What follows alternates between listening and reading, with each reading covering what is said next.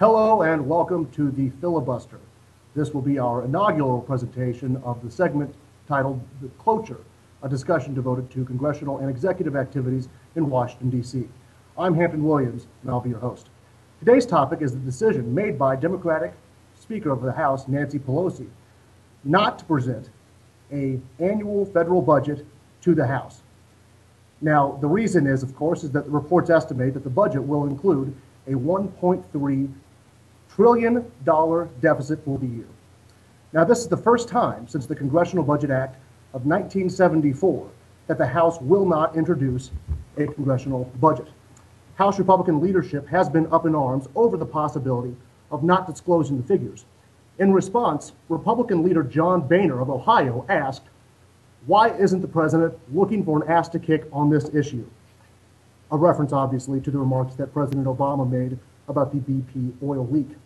Republicans have been accusing Democrat leadership of failing their most basic civic responsibility, and in their inability to put together the budget is another symptom of what they are titling the spendaholic culture that has inflated our national deficit over to $13 trillion. Now, a spokesman for Ms. Pelosi said that the Democrats will not be taking advice from the congressional Republicans who drove our economy into this ditch and doubled our national debt.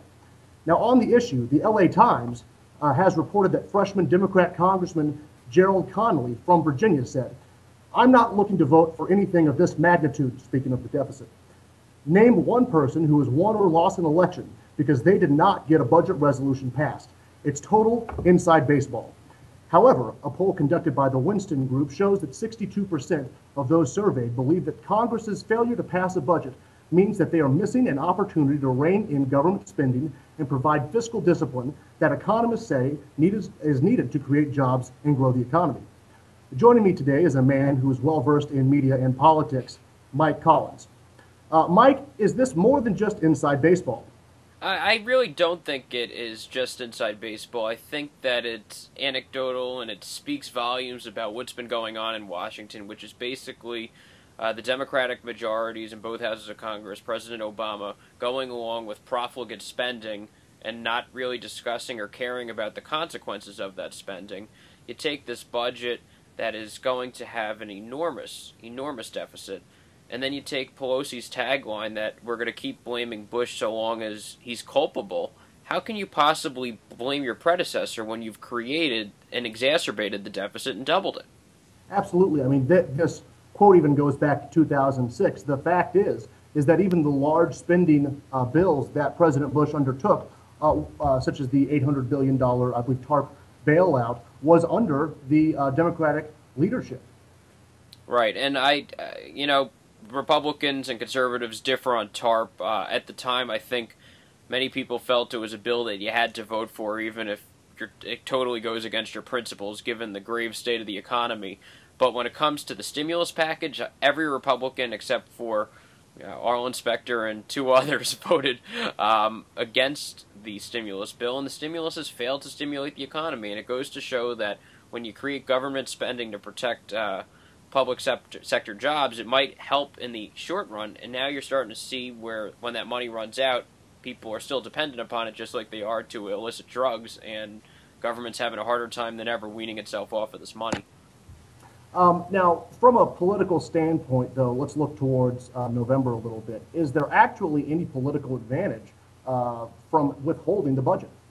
Well, it's a curious situation. I mean, you're in Missouri, you're in a red state, I'm here in New Jersey, a blue state, but in either place, I'm not 100% sure if vote versus no vote really makes a difference. The bottom line is the budget and the deficit is going to be what it is, whether or not it's passed or not, and I really think the Democrats are just not holding a vote on it because they're going to have a trouble whipping their own membership, and they'll create an embarrassment out of that very problem, so they're better off just passing continuation bills, which will get them through the election. I mean, I think it speaks to the problem that they won't pass a budget, but in the grand scheme of things, I really don't think it'll make an electoral difference. The Tea Party movement has actually been, kind of founded on this idea of the national budget, of government spending, of reining in what's viewed as frivolous spending. So what does this decision not to disclose from the Democrats actually mean? Is it not an admission that, in fact, the Tea Party has some legitimate points on budgetary issues, and the fact that it appears that Washington, D.C. is in no mood to actually address some of them? Well, you can argue that the Tea Party was ahead of the Republican Party in being against spending, and that during the Bush years the spending was not exactly where conservatives would want it to have been. But by the same token, the Tea Party people have their values, they have what their ideal point is in politics, and the real question is whether they will allow their ideal point to shift a little bit in order to have an electoral success come November, or whether they will nominate and force on the ballot overly conservative candidates that can't really win in marginal districts. And I think that national Republicans are concerned about the latter occurring. Now, speaking of Tea Party-supported candidates, Rand Paul, the Republican nominee for Senate in Kentucky, has said that he would propose legislation that would require that the federal budget be balanced in both houses every year, and obviously extending further than being published. Now, this is a system that's adopted by 43 states and territories by a constitution or statute. Even if Republicans such as this were able to make gains in the House, in both houses next November, is there any real chance of this coming about? I mean, just based on constitutional standard, you need a two-thirds vote in both chambers, and I don't really see how that could possibly happen given the current makeup of Congress. And even if it were to happen, I mean, it's going to be years until we're able to balance the budget. So the amendment would have to, create a great span in order for future leaders to help balance the budget. I mean, I think it would be a step in the right direction, but also I think Congress really needs to man up. I mean, even if they put something like that to the states to get 4/5 of the states in line, I mean, ultimately that's really not going to solve the problem. The problem really is entitlements, Social Security, Medicare. Some people need to come up and really propose hard decisions such as cutting benefits, raising the retirement age. And until that discussion takes place, I really think everything else is futile. And I mean, I'd defer to you. I mean, it's one of those things where you could take all different courses of action to try and remedy the situation, but many of them are more to just score more political points. Absolutely. No, I agree with you. But I mean, ultimately, I think that the issue that we have here is a Democratic leadership that's kind of basically trying to hide the ball as far as the budget goes from the voters.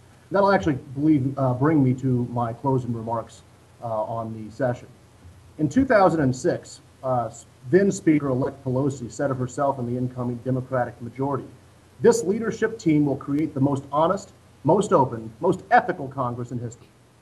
The attempt to hide the debt that the Obama administration has accumulated, and with the help of Nancy Pelosi and Harry Reid in the House and Senate, I see that nothing more than completely unethical.